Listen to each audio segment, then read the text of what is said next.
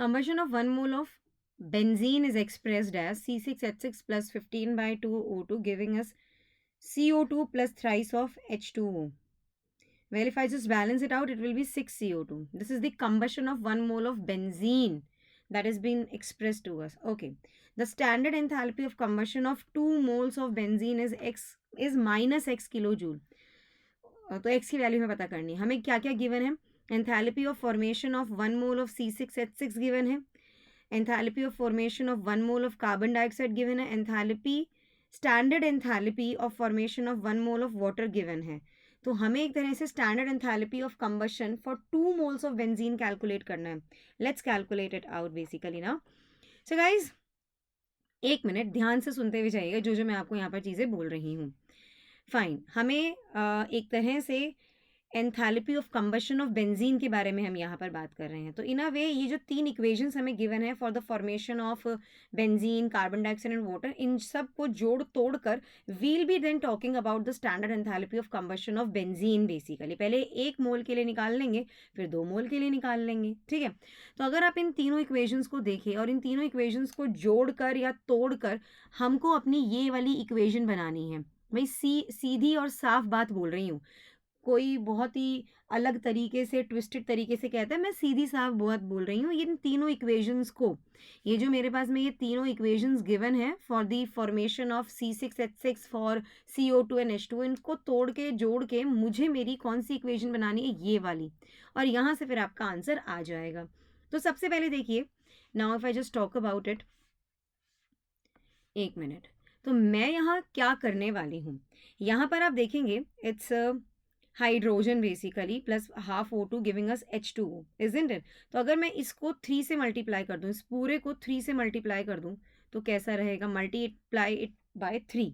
That means the standard enthalpy of formation, standard enthalpy of formation जो मैं कर रही हूँ, that will be then 3 into minus 286. So 3 into minus 286 is equals to minus 858 kilojoule पर मोल. ठीक है, मैंने 3 से इसको मल्टीप्लाई कर दिया. तो अगर मैं 3 से इसको मल्टीप्लाई कर रही हूँ तो इसकी भाई एंथैल्पी ऑफ फॉर्मेशन भी तो 3 टाइम्स हो जाएगी ना. हाँ जी. So thrice of H2O plus 3/2 O2. Okay, 3/2 O2 that gives us thrice of H2O. और अब एंथैल्पी ऑफ फॉर्मेशन जो H2O का अब है वो मैंने यहाँ पर लिख दिया. पहली बात हो गई ये वाली. Now 6 carbon in the graphite state, okay, plus thrice of H2 in the gaseous state giving us C6H. इसको as it is रखते हैं, इसको पहली इक्वेशन मानते हैं, इसे सेकंड इक्वेशन मानते हैं, और जो अब मैंने बनाई है इसको हम मानते हैं थर्ड इक्वेशन. ठीक है. अब यहाँ पर देखेंगे it's carbon, okay, carbon plus oxygen plus CO2. अगर मैं इस सेकेंड इक्वेशन को मल्टीप्लाई कर देती हूँ विद 6, तो भाई it will be then 6 carbon plus 6 O2 giving us 6 CO2. और यहाँ अब एंथैल्पी ऑफ फॉर्मेशन जो हो जाएगा that will be equals to 6 into क्या भाई बताओ minus 393.5, and that is equals to minus 2361 kilo joule per mole. अब मैं आपसे ये कहती हूँ कि आप ऐड कीजिए 2 and 3 को, 2 + 3 को आपको ऐड करना है, 2 and 3 को ऐड करना है आपको, एंड देन सब्ट्रैक्ट 1.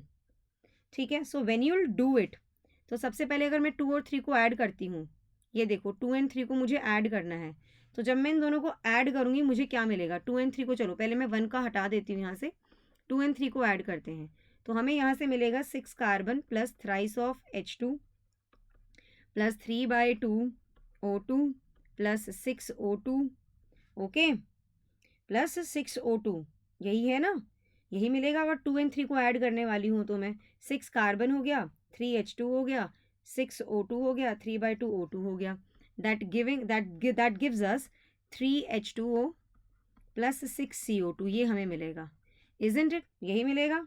बोलिए, एनी प्रॉब्लम? नहीं मैम, कोई प्रॉब्लम नहीं है इसके अंदर. अब क्या करें? अब what you have to do, मैंने बोला -1 भी कर दो. अब इसमें से -1 जब मैं यहाँ पर करने वाली हूँ, -1, तो मैं -1 देखूँ, -6 कार्बन माइनस 3 H2, और इधर क्या आ जाएगा? इधर क्या आ जाएगा? C6H6 माइनस में आ जाएगा. अब ये देखो, ये इससे कैंसिल आउट हो गया, ये इससे कैंसिल आउट हो गया कि नहीं हो गया? अब इस C6H6 को आप लेके आ जाइए लेफ्ट हैंड साइड में, so it will B C6H6 हो गया, plus 3/2O2 plus 6O2 is equals to 15/2O2 हो गया, बिल्कुल सही बात। That gives us thrice of H2O and 6 times of carbon dioxide, यही हमें चाहिए था। तो हमने किया, हमने करा क्या, 2 को 3 से ऐड किया, 2 + 3 किया, -1 कर दिया। तो अब यहाँ पर अगर मैं यहाँ पर क्या बात करने वाली हूँ, एंथैल्पी ऑफ कंबशन।